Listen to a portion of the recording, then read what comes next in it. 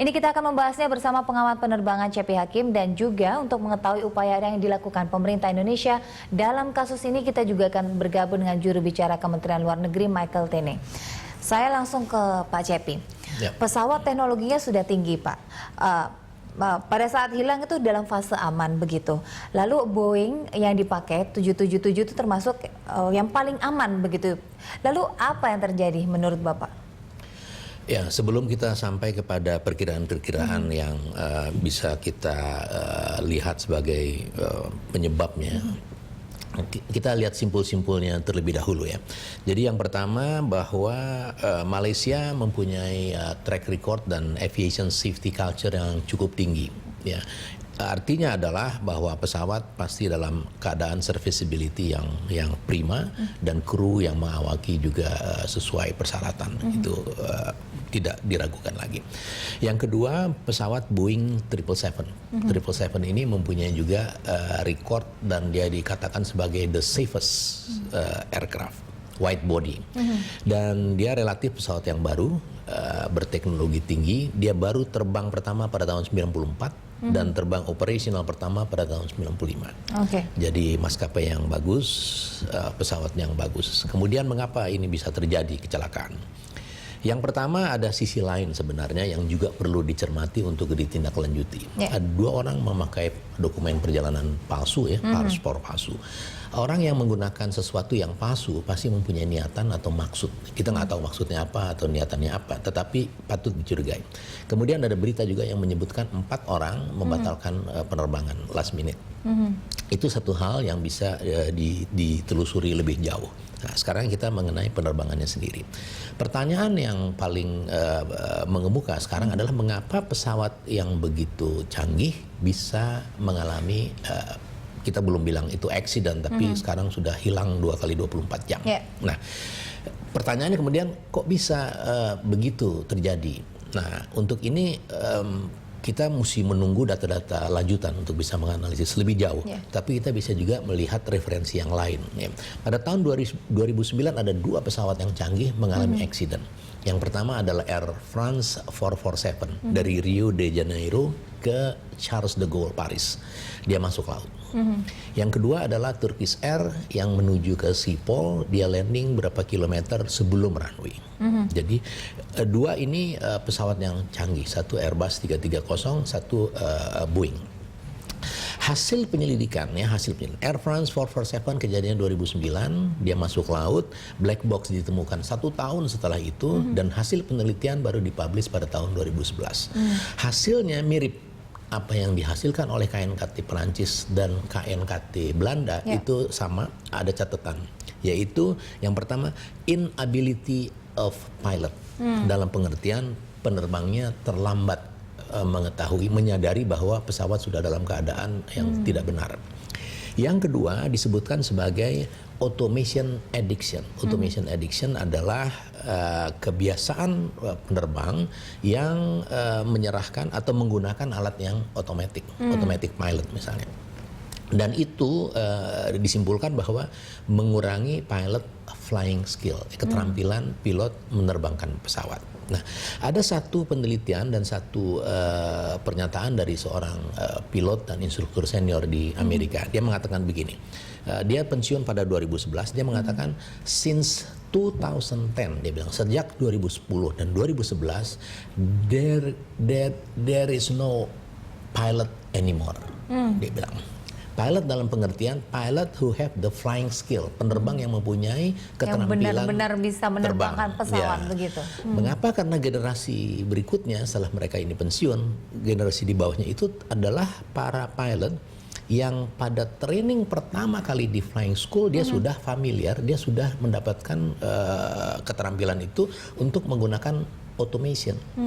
Jadi mereka itu lebih kepada menggunakan peralatan. Dia mengatakan sebagai there's no pilot anymore. Dia bilang sekarang namanya the button pusher. Ya, dia hanya mencet-mencet tombol aja. Push button operator atau apapun namanya. Dia nggak mau bilang itu bukan pilot lagi karena pilot dia harus punya keterampilan menerbangkan pesawat. Sekarang ini mereka tidak punya. Contohnya begini. Dia tanya co-pilot dia, Anda jam terbang kamu berapa? 10.000 jam. Oke, kita hitung ya sekarang katanya. Sekarang ini penerbangan rata-rata di atas 5 jam. Ya, peralatan-peralatan pendek itu sedikit lah, tapi pada umumnya long haul ya, di atas 5 jam. Katakanlah 12 jam. Oke, Anda terbang 12 jam. Pada waktu Anda menerbangkan pesawat, kita mulai dari take off. Anda take off, open throttle, take off, 2-3 menit Anda langsung masukin ke automatic pilot. Oke, take off Anda hanya terbang 3. Katakanlah 5 menit dia bilang. Dia dengan automatic pilot, dan nanti jam ke-12 mau landing lagi, setelah turun dia baru mengambil alih lagi untuk landing. Katakanlah 5 juga 7 menit. Jadi Anda terbang dalam 12 jam, your flying hours cuman 10 menit. Ya, 45 menit plus 45 menit, ya, 10 atau 12. Katakan 12 menit. Ya. Jadi Anda punya jam terbang 10.000 jam, it's not your flying hours. Dia bilang itu adalah aircraft flying hours. Itu menggambarkan sebenarnya bagaimana kualitas para pilot untuk saat ini begitu. Di tingkat mana pilot itu mempunyai keterampilan menerbangkan pesawat. Oke. Pak, ini tidak ada panggilan atau sign darurat ini dari pilot. Apakah memang ada sesuatu yang sangat cepat yang terjadi yang dalam kondisi kritis begitu, atau mungkin sang pilotnya tidak menyadari begitu? Di dalam penerbangan itu ada satu prosedur namanya emergency procedures. Ya. Kalau dia mengalami kesulitan apapun ya, engine rusak, sistemnya rusak, yang membahayakan pesawat, yang membahayakan penerbangan, dia harus report. Mayday, Mayday, Mayday, itu standar. Dia harus. Kenapa dia harus pakai Mayday? Mayday itu terminologi. Begitu dia pakai Mayday, semua radio di frekuensi itu harus diam, semua diam. Semua juga yang di ground station yang mendengar itu harus diam, harus mendengarkan. Mayday berarti dia di dalam emergency, di dalam distress. Jadi kalau pesawat itu mengalami kerusakan dan mengalami kedaruratan, dia harus report. Sehingga pasti kita tahu kalau dia mengalami kesulitan itu. Yang kedua adalah juga ada berita dia pulang katanya, dia berbalik arah turn ke back, Kuala Lumpur, dia return to base, terminologinya return to base. Return to base itu harus report, jangankan return to base ya. Ada weather yang jelek, dia drifted, dia memindahkan sedikit, cuman berapa derajat itu, dia kalau dia keluar dari airways-nya, dia harus report. Jadi saya meragukan kalau dia return to base, karena return to base dia harusnya report. Tapi kan ada kemungkinan yang begitu banyak ya. Misalnya kalau dia dibajak, bisa aja. Tetapi dibajak pun ya ada prosedurnya. Jadi kalau dibajak dia merasa terancam, dia tidak bisa report dengan radio. Ada transponder yang langsung bisa dia set. Pembajak pasti nggak tahu. Ya. Tapi mungkin juga tahu kalau dia training ya. Kita nggak mengerti. Tetapi saya hanya ingin menjelaskan bahwa penerbang mempunyai beberapa cara untuk memberitahu ground station atau station lain yang bisa menangkap transpondernya bahwa dia berada dalam keadaan dibajak. Ada kode nomor tertentu yang bisa di-set di transponder yang kemudian bisa didetek di bawah di station bahwa ini dalam keadaan dibajak. Itu kalau dibajak. Jadi kemungkinan terbesar adalah kalau terjadi seperti ini, maka dia mengalami emergency yang tiba-tiba, yang tidak sempat lagi dia report, tidak sempat lagi dia bereaksi. Tiba-tiba itu apa? Satu di antara sekian banyak yang tiba-tiba, bisa saja misalnya ledakan. Ledakan banyak juga penyebabnya, bisa bom, bisa material yang dibawa di bagasi yang berbahaya sehingga perubahan temperatur merangsang itu untuk menjadi satu ledakan, itu bisa. Baik. Nanti kita akan membahas lebih lanjut nih Pak berkaitan dengan misteri menghilangnya pesawat Malaysia Airlines saat lagi, karena kita harus jeda pariwara. Tetaplah bersama kami pemirsa. Ya pemirsa, sebelum saya melanjutkan perbincangan dengan pengamat penerbangan Pak Ceky Hakim, kita juga sudah terhubung dengan juru bicara Kementerian Luar Negeri Michael Tene. Selamat pagi Pak Tene. Selamat pagi. Ya, Pak, sudah ada ini Pak kabar terkini berkaitan dengan pencarian pesawat Malaysia Airlines yang hilang, Pak? Saya kira kita semua terus mengikuti dengan keprihatinan yang mendalam ya mengenai hilangnya pesawat ini, dan memang sejak awal juga Kementerian Luar Negeri dan bahkan Menteri Luar Negeri sendiri sudah terus mengikuti perkembangannya, sudah menginstruksikan perwakilan kita di Beijing dan di Kuala Lumpur untuk mengambil langkah-langkah antisipatif. langkah-langkah yang diambil Kemlu memang terkait lebih saat ini lebih pada upaya untuk bantuan fasilitasi terhadap para keluarga dari penumpang Indonesia yang ada di kapal tersebut ya. Namun pada saat yang bersamaan tentunya kita juga terus mengikuti upaya-upaya yang dilakukan oleh berbagai pihak untuk mengupayakan untuk menemukan pesawat dimaksud ya. Setahu saya hingga saat ini upaya pencarian masih terus berlangsung. Oke, baik, kabar terakhir seperti itu. Tapi ini bagaimana dengan permintaan bantuan untuk operasi SAR atau pencarian pesawat ini, Pak? Apakah Indonesia jadi mengirimkan 5 kapal perang, Pak, untuk upaya pencarian? Yang saya ketahui seperti yang sudah disampaikan oleh Bapak Menteri Koordinator Polhukam dan juga oleh pihak Angkatan Laut Indonesia bahwa kita sudah menerima permintaan dari pihak Malaysia untuk turut membantu upaya pencarian dan sudah direspons secara positif dengan mengerahkan sejumlah kapal kita untuk ikut mencari upaya mencari pesawat dimaksud. Apakah nanti tim dari KNKT juga dilibatkan, Pak? Ya, saya tidak bisa bicara langsung spesifik ya mengenai upaya-upaya yang sedang dilakukan. Mungkin bisa ditanyakan langsung ke instansi yang terkait. Tapi yang saya ketahui pemerintah Indonesia sudah merespons permintaan yang diajukan oleh pihak Malaysia tersebut. Oke, Pak, untuk keluarga penumpang sendiri kan rencananya akan diberangkatkan hari ini. Tetapi apakah selain upaya itu ada lagi upaya-upaya yang akan dilakukan dari pihak Malaysia Airlines yang Bapak update informasinya? Ya mungkin saya tidak bisa bicara atas nama Malaysia Airlines ya, tapi yang saya ketahui adalah bahwa pihak kedutaan kita ya maupun Kemlu Jakarta terus memfasilitasi keluarga dari para penumpang Indonesia tersebut. Kita ketahui bahwa sebagian dari mereka sudah ada yang diberangkatkan ke Kuala Lumpur dan juga ada yang akan berangkat segera hari ini. Difasilitasi oleh Malaysia Airlines dan sedangkan kedutaan kita di Kuala Lumpur tentunya juga akan membantu mereka selama mereka ada di Kuala Lumpur.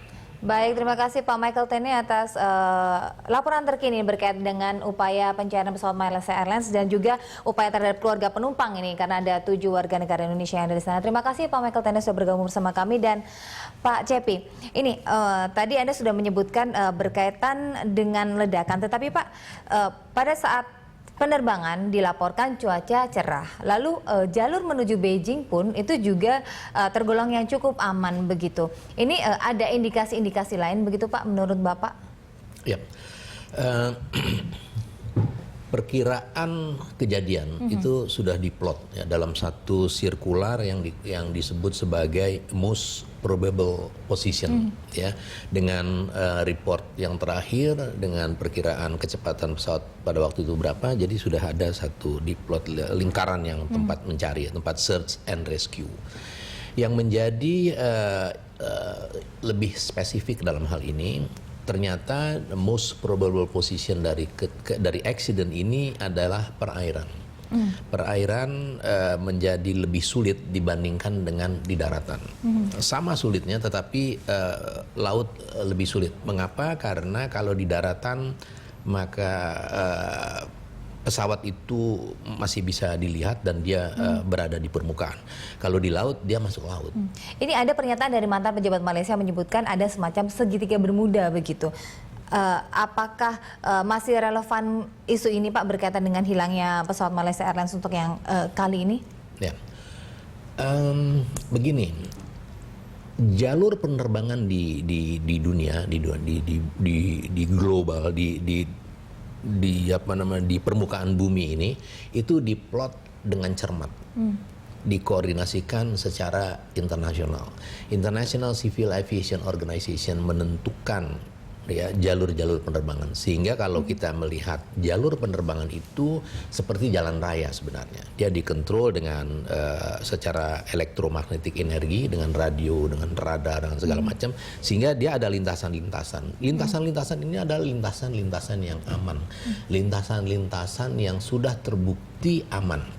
Ya, jadi kalau kita berbicara tentang segitiga Bermuda, kita berbicara tentang banyak hal lain-lain yang bersangkut paut dengan misteri dan tahyul, ya, saya kira itu membuang waktu aja. Oke, membuang waktu. Oke, Pak, sebelum hilang itu pesawat lain sempat kontak ini dengan pesawat Malaysia Airlines, tapi justru yang agak membingungkan ini, kenapa mereka tidak tersambung dengan otoritas yang terkait begitu, tetapi sempat kontak dengan pesawat lain. Ini menurut Bapak apa yang terjadi ini pada saat itu?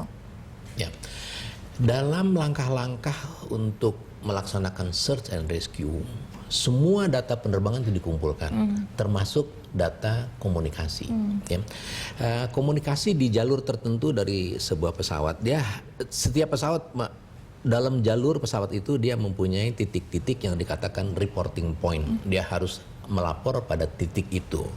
Pada titik-titik itu dia melapor pada stasiun-stasiun tertentu yang terjangkau. Pada posisi tertentu, ya, dia mungkin tidak bisa terdengar oleh ground station. Tetapi pada frekuensi yang sama, pesawat-pesawat lain yang berada di sekitar, yang berada juga dalam frekuensi yang sama, dia mendengar. Dan itu hal yang biasa. Dan itulah yang menjadi salah satu objek yang harus diteliti untuk memudahkan search and rescue, kemudian bisa memperkirakan tempat yang relatif tepat di mana kejadian atau di mana dia mulai hilang. Jadi akan ditanya memang pesawat-pesawat yang lain yang pernah monitor atau yang pernah berkomunikasi dengan itu. Jadi itu data-data yang diperlukan sebagai data awal untuk lebih menganalisis agar tim search and rescue itu tidak menuju ke tempat-tempat yang terlalu jauh begitu. Jadi lebih fokus ya Pak ya? Atau tidak mungkin. Baik. Dan di permukaan laut itu sekali lagi memang agak sulit dan tergantung sama apa yang terjadi di pesawat. Baik, nanti kita akan lanjutkan setelah jeda pariwara karena kita harus jeda saat lagi. Tetaplah bersama kami pemirsa dalam dialog. Saya kembali ke Pak Cepi. Pak Cepi, ini berkaca dari kejadian pada saat Adam Air 2007 lalu yang hilang di perairan Majene. Ini dengan hilangnya Malaysia Airlines ini sendiri, apakah tidak bisa digunakan teknologi seperti itu untuk mendeteksi kira-kira ada di mana jika memang di lautan begitu? Itu adalah hasil dari langkah-langkah prosedural dalam konteks search and rescue. Di dunia ini ada beberapa emergency ComSat, namanya communication satellite, yang bertugas atau dimanfaatkan untuk melacak apabila terjadi accident. Ada beberapa negara yang memiliki ground station yang bekerja sama dengan satelit itu, yang menggunakan satelit itu untuk bisa mendeteksi apapun yang terjadi, terutama dalam rute-rute penerbangan. Mungkin pada waktu Adam Air itu memang termonitor, ya, bahwa pesawat itu dalam jalur yang di situ dan kejadiannya juga relatif kita bisa melokalisir betul di perkiraannya, sehingga ada kalau nggak salah Singapura kemudian mengatakan di letaknya kira-kira di situ. Jadi tidak bisa dibandingkan ya Pak dengan kasus Adam Air? Bisa, tapi tidak sepenuhnya itu sama. Bahwa saya yakin langkah-langkah ini pun sedang dilakukan. Karena begini, deteksi-deteksi dari satelit, deteksi-deteksi dari radar satelit untuk emergency yang seperti itu membutuhkan interpretasi. Karena banyak indikasi-indikasi yang bisa dideteksi itu mungkin pesawat, mungkin bukan pesawat, ya. Banyak hal di situ yang harus juga memerlukan keahlian tertentu yang bisa kemudian mengatakan, oh ini kira-kira di sini.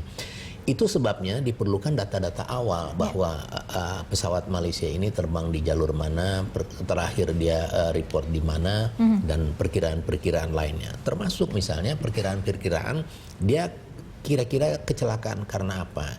Karena kalau dia karena ledakan itu ada bermacam-macam, ya.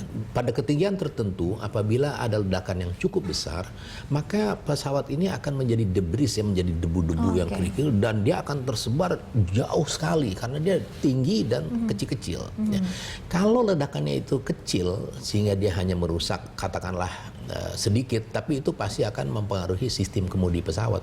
Pesawat bisa jatuh kayak batu ya. Dia walaupun dia spiral dive karena bentuk aerodinamisnya, dia akan tetap juga mempunyai hambatan atau toleransi dengan kecepatan udara, dengan kecepatan pesawat terhadap udara, tapi dia akan dive, ya, akan masuk ke laut. Nah, kemungkinan ini harus bisa dilacak terlebih dahulu sebagai data awal sebelum kita sampai kepada interpretasi lain seperti di Komsat mereka memonitor ada apa enggak gejala-gejala seperti itu di posisi-posisi kemungkinan terjadinya kecelakaan seperti itu. Di samping itu juga tadi komunikasi radio, siapa yang pernah mendengar, siapa yang itu juga perlu dikumpulkan terlebih dahulu. Sehingga dengan demikian kita menggiringnya kepada satu titik pada kemungkinan yang paling mungkin di lokasi mana dia berada. Baik Pak Cepi, jika memang langkah-langkah ini sudah dilakukan begitu, ini kira-kira membutuhkan waktu berapa lama Pak sampai akhirnya ketahuan begitu? Ini bagaimana nasib Malaysia Airlines, apakah memang benar hilang atau bagaimana begitu? Misterinya bisa terungkap begitu Pak? Ya, ini memang termasuk unik ya, karena sebenarnya di dalam pesawat terbang yang modern, apabila dia mengalami kecelakaan, apabila terjadi accident, dia masih juga mempunyai selain black box ya, dia juga mempunyai yang namanya emergency locator beacon atau emergency locator transmitter ya, apapun namanya, tetapi itu adalah sebuah radio pemancar yang akan on kalau dia kena impact sekian G forces atau dengan sensor yang lain yang menunjukkan pesawat itu dalam keadaan emergency, dia akan memancarkan 2 kali 24 jam sinyal emergency pada frekuensi emergency. Jadi frekuensi itu juga khas bahwa kalau orang menangkap sinyal dari emergency frekuensi itu adalah petunjuk ada emergency. 2 kali 24 jam ya Pak ya.